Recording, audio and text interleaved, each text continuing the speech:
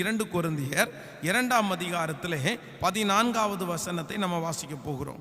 2 கொரிந்தியர் ஸ்தோத்திரம் 2 கொரிந்தியர் 2ஆம் அதிகாரம் 2 கொரிந்தியர் 2ஆம் அதிகாரத்திலே 14வது வசனத்தை சேர்ந்து வாசிக்கலாம்.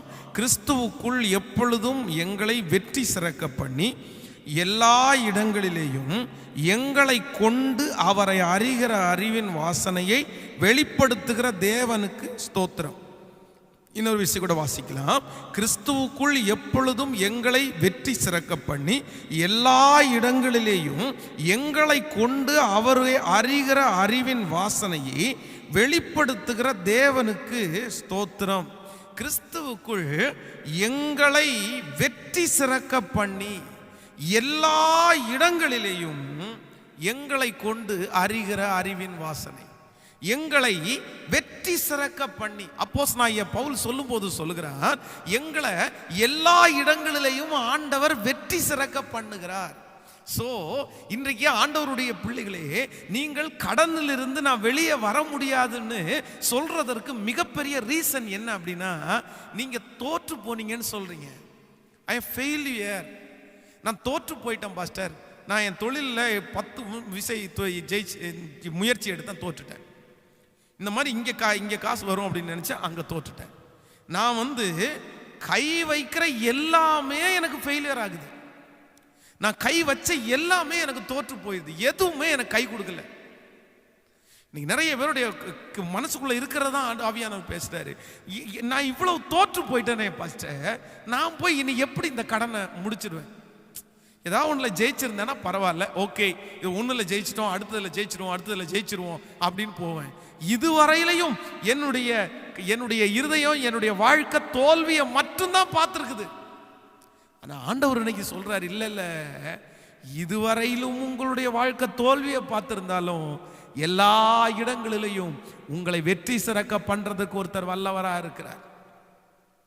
நீங்க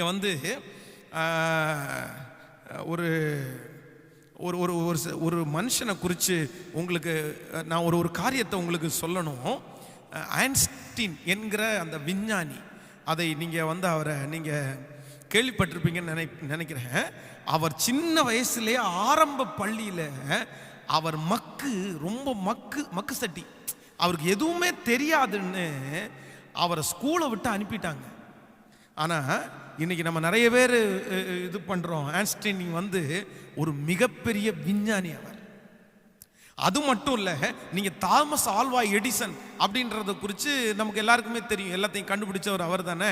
இந்த தாமஸ் ஆல்வா எடிசன் தன்னுடைய 4வது வயசில் அவருக்கு ஒரு காது கேட்காதாம், செவிடு.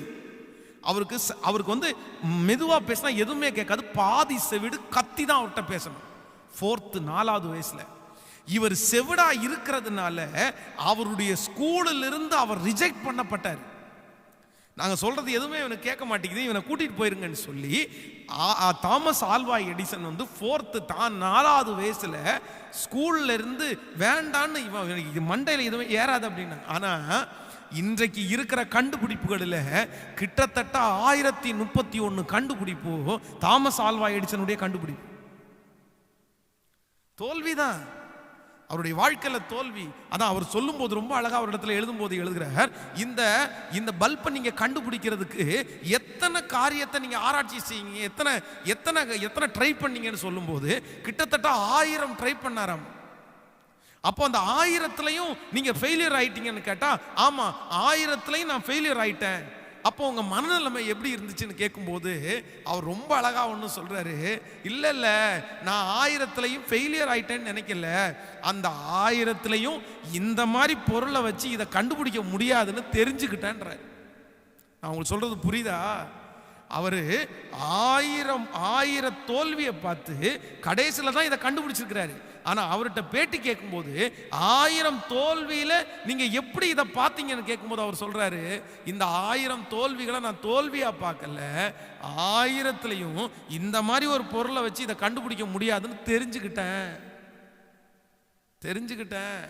அவர் ஒரு ஆண்டவருடைய பிள்ளை. இன்னைக்கு இந்த சத்தத்தை கேட்கிற அன்பு தேவ பிள்ளையே, உங்க வாழ்க்கையில எல்லாமே மைனஸ்.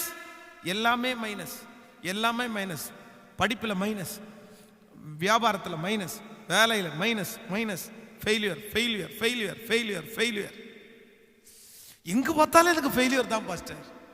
ஆனால் நான் நம்புகிறேன், அதில் ஒரே ஒருவர் அந்த மைனஸில் வந்து நிற்பார். அதுக்காக தான் இந்த மீட்டிங்.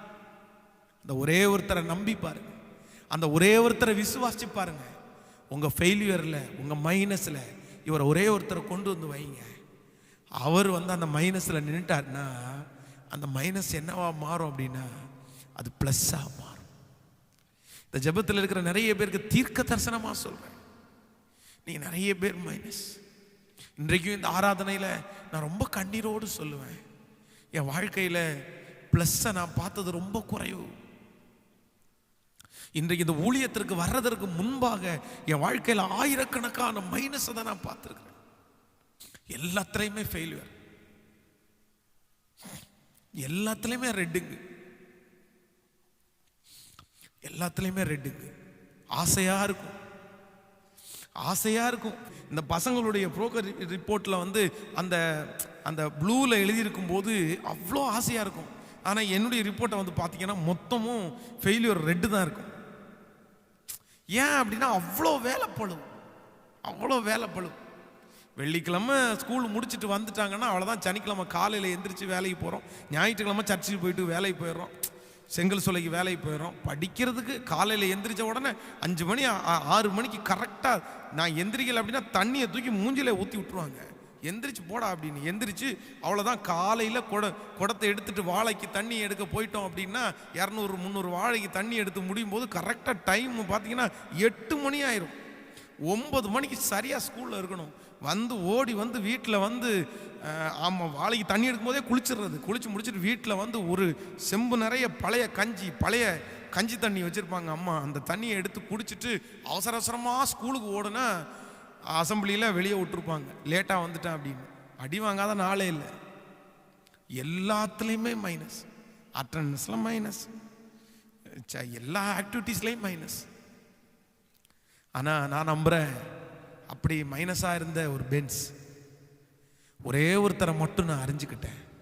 அதுவும் பேர் கிறிஸ்தவனாய அல்ல, அறிஞ்சிக்க வேண்டிய விதத்தில் அவரை ரொம்ப நேசிச்சு, அவரை ரொம்ப விரும்பி, அவர் தான் வாழ்க்கைன்னு சொல்லி அவரை ரசித்து, அவரை ருசித்து, அவரை பார்த்து, அவர்கிட்ட பேசி, அவர்கிட்ட பழகி, அவர்கிட்ட கொஞ்சி, அவர்கிட்ட கெஞ்சி, அவர் பாதத்தை பிடிச்சி, அவர் மார்பில் சாஞ்சு, அவர் சொல்லி நான் கேட்டு, நான் சொல்லி அவர் கேட்டு, அவருடைய விருப்பத்தை இதெல்லாத்தையும் பண்ணி அந்த ப்ளஸ்ன்ற ஒருத்தர் என் மைனஸில் வந்து நின்ட்டாரு. இன்னைக்கு என் வாழ்க்கை உங்கள் எல்லாருக்கும் முன்பாகவும் ப்ளஸ்ஸாக தாங்க இருக்கு, ப்ளஸ்ஸாக தாங்க இருக்கு, ப்ளஸ்ஸாக தான் இருக்கு.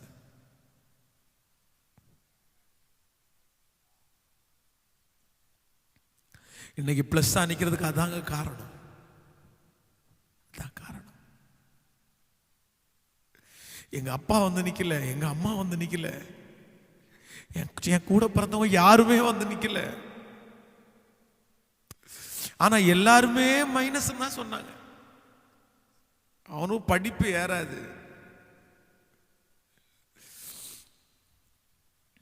ஆண்டவர் வந்து நின்னார்ல, அந்த தேவன் தான் இன்றைக்கு இந்த ஜெபத்தில் இருக்கிற நிறைய பேரோட ஆண்டவர் பேசிட்டே இருக்கிறார்.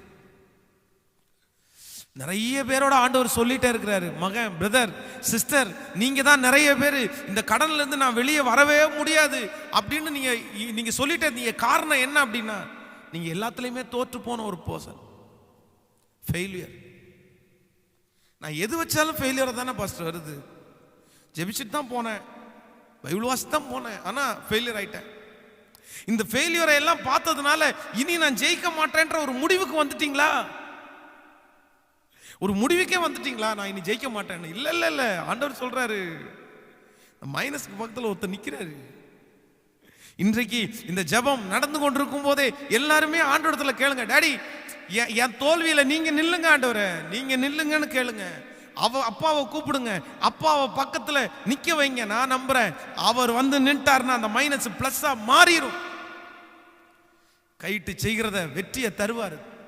இன்னும் நிரந்தரமாகாது உங்க தோல்வி.